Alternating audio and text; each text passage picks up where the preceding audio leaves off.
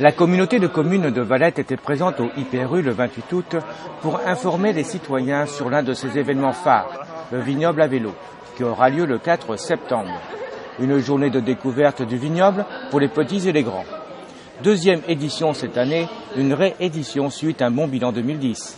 Le bilan de la première édition est vraiment très positif, de par le nombre de participants, un peu plus de 1400 personnes, et puis de par le sondage qu'on a pu faire auprès de ceux qui ont participé à la fin de la journée, qui étaient enchantés, qui ont vraiment passé une très très bonne journée, ce qui était l'objectif. Alors l'idée sur la réédite, c'est pour un objectif, c'est continuer à faire découvrir notre territoire. Il y a 5 boucles, donc c'est vrai que cette année on passe à 2 boucles supplémentaires. C'est vraiment pour faire connaître et puis pour faire vivre ces circuits cyclables. Alors qu'est-ce qu'on va pouvoir y trouver succinctement ? Alors succinctement, on va pouvoir aller faire un petit tour dans un village fermier. On va pouvoir également aller voir un village donc champêtre. Voilà, on a divers villages comme ça qui ont été organisés, avec un village aussi viticole forcément, la Regripière. Donc vraiment quelque chose pour que chacun prenne conscience de ce qu'il y a sur notre territoire et qui peut être agréable à voir, à goûter, à sentir, voilà, partager. Alors bien entendu, c'est également un côté économique. Est-ce qu'il y a eu des retombées après le vignoble à vélo de l'année dernière ?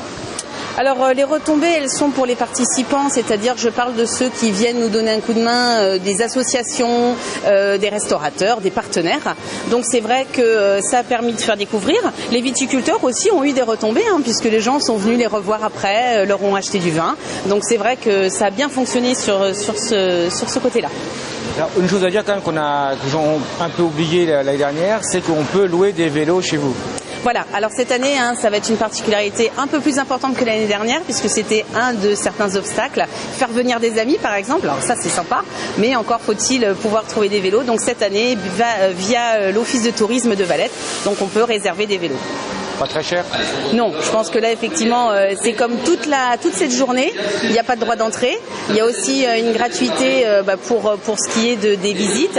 Par contre effectivement on essaye au maximum avec nos partenaires d'avoir des prix très attractifs.